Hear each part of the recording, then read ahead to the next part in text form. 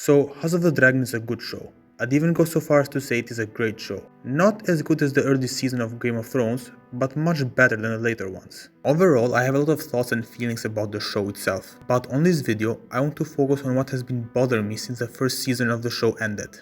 And that is mostly about episode 9 and the weird way the characters were treated in this episode.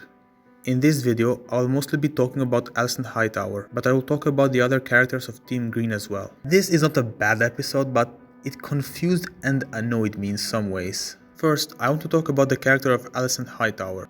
Up until this point, Alicent was a very interesting character, and when it comes to the conflict between her and Rhaenyra, I was sympathetic towards her and the Greens. But this changed in episode 9 and not in a good way. Personally, I think that the writers ruined Alicent and the Greens' main motivations and beliefs in episode 9. First, let's start by analyzing her character. By the way, here is your spoiler warning for House of the Dragon Season 1 in this video. If you haven't watched it, go see it guys. It's really good. Alicent is introduced as a character that was raised by a rather strict family.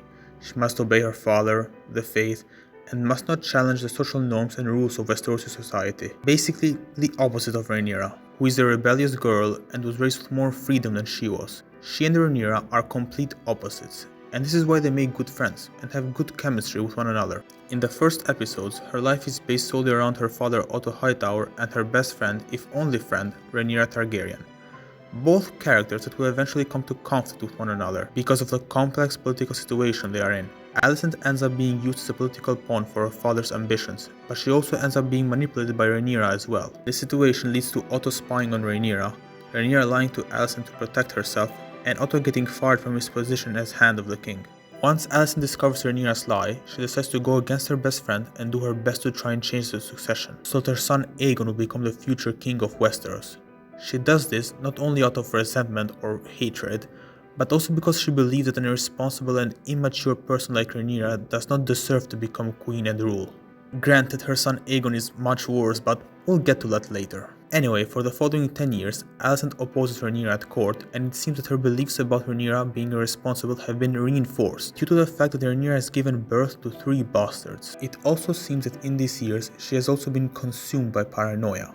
She actually believes that Rhaenyra will kill her children once she becomes queen in order to secure her claim to the throne, which leads her to becoming a very paranoid mother and inherit the worst aspects of her father's parenting. If Rhaenyra comes into power, your very life could be forfeit. Aemon's as well. She can move to cut off any challenge to her succession. Then I won't. You are the challenge! You are the challenge, Aegon! Simply by living and breathing! Now let's get to episode 9, and why I think this episode is inconsistent for her character. I'll give you 3 reasons to why I dislike episode 9 of House of the Dragon season 1. Reason number 1. Alicent's reaction to Viserys' dream. I have no idea how Alicent could possibly interpret this moment so wrong. So, you're actually telling me she actually thinks that after 20 years of supporting Rhaenyra and her claim, Viserys suddenly changed his mind in the last 5 minutes of his life?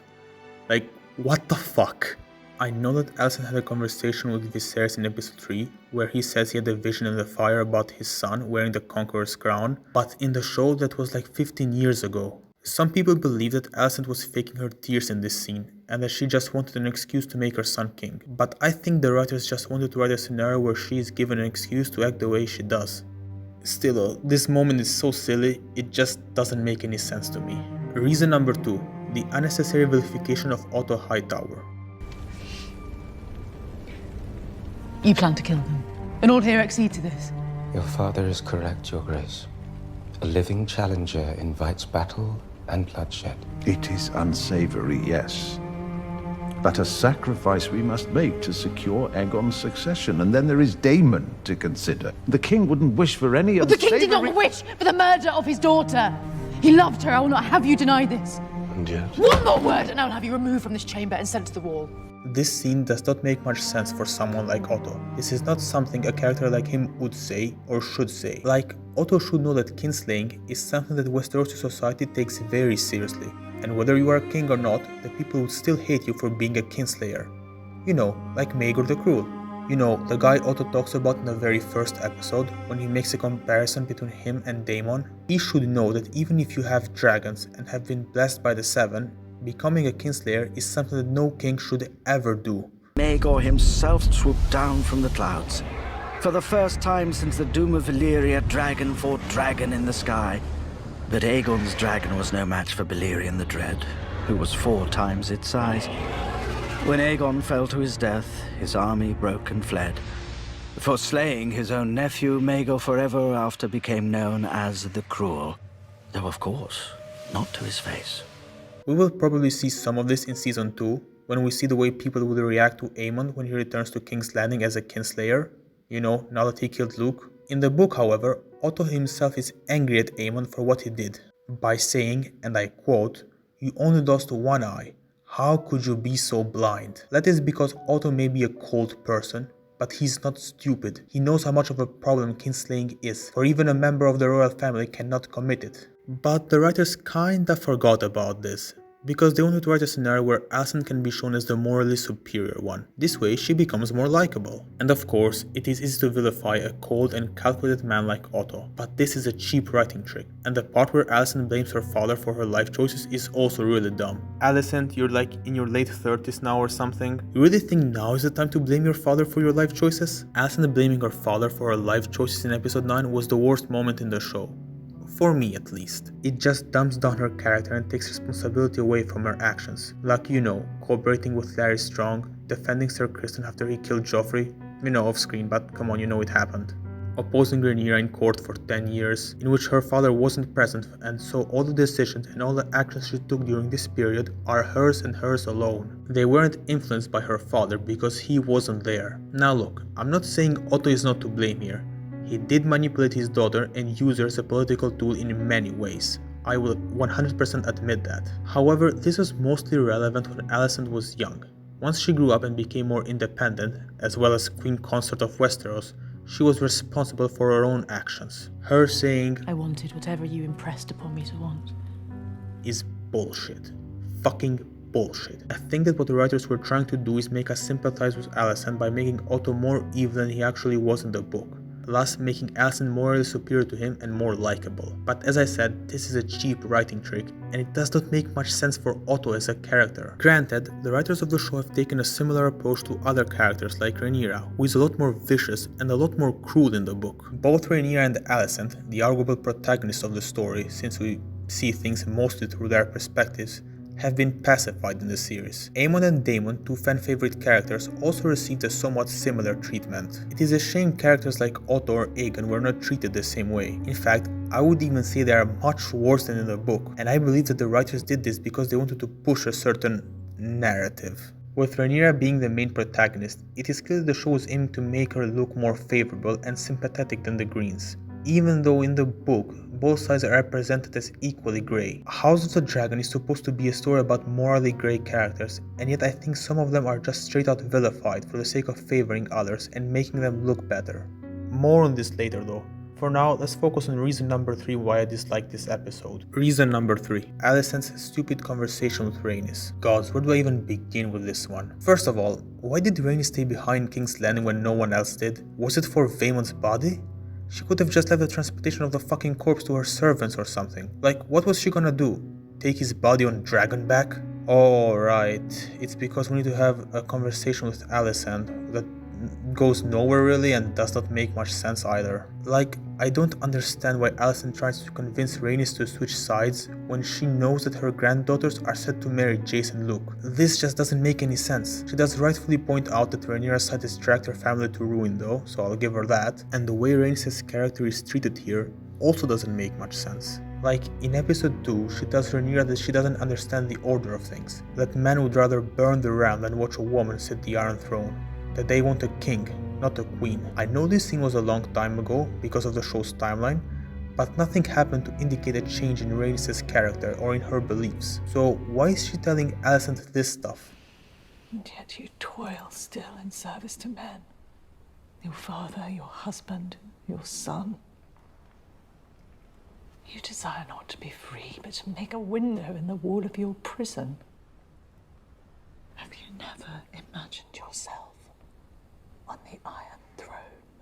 So why is she telling Alicent stuff like this, about not having the ambition to imagine herself on the Iron Throne? It's like the writers wanted to give her a girl boss moment and have her talk about how women are oppressed in Westerosi society, which is true of course, but even though I like Rhaenys, I don't think this scene makes much sense for her as a character, especially because she refuses to bend her knee to Rhaenyra and support her cause in the following episode.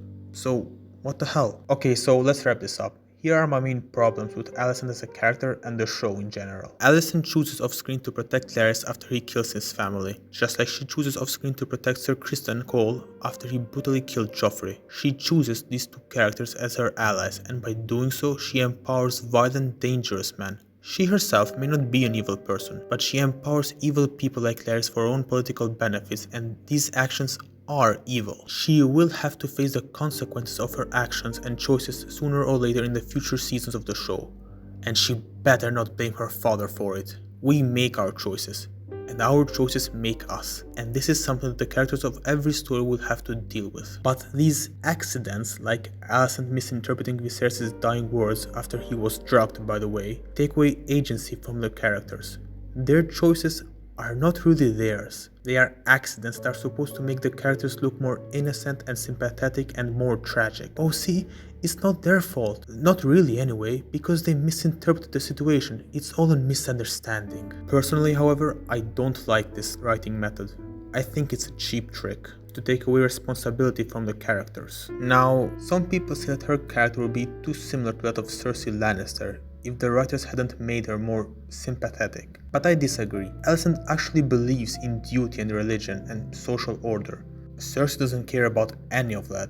She only cares about power, ambition, her children, and arguably Jaime. Alicent and Cersei do share some similarities of course, but they are fundamentally different characters. In conclusion, I still think House of the Dragon is a great show.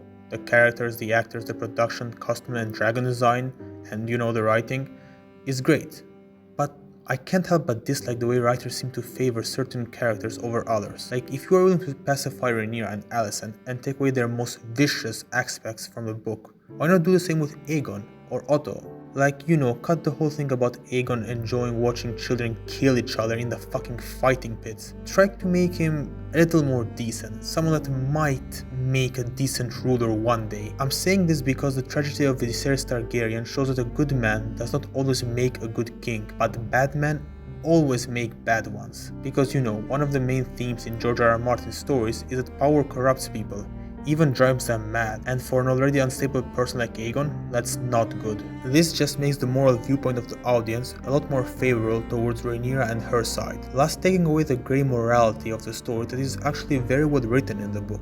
As for Alicent, I really think she's a fantastic character. She's smart, complex, and morally grey. However, she's not a complete one. Unlike in the books, Alicent does not have a clear idea of who she is and what she wants. She definitely is more sympathetic in the show, but I prefer the book version of Alicent, because there she has a clear idea of what she wants, what her goals are, and what she wants to do. All of this being said, I think it should be acknowledged that her actions in the show are evil. She may not be an evil person, but her actions empower evil, dangerous and violent people like Larys, Aegon or even Otto. People will suffer because of this. Many have already suffered because of Larys and Otto, and many more will suffer in the future because of Aegon, including Alicent herself. But this is a video for another day. Like in episode 9, she makes Sir Criston Cole commander of the Kingsguard, after he brutally killed Lyman Beesbury in front of her. I get that he's loyal to Alicent, but he's very dangerous, violent, and honestly not very smart, so he's not a very good choice for a Lord Commander. She makes these decisions for her political gain, and thus she should take responsibility for them. Don't blame your father, you stupid. Anyway, thank you for watching. Please leave a comment down below and tell me what you think about the show and this video. And consider liking it and subscribing if you enjoyed the video, or not if you disagree with me. Thank you for watching, and goodbye.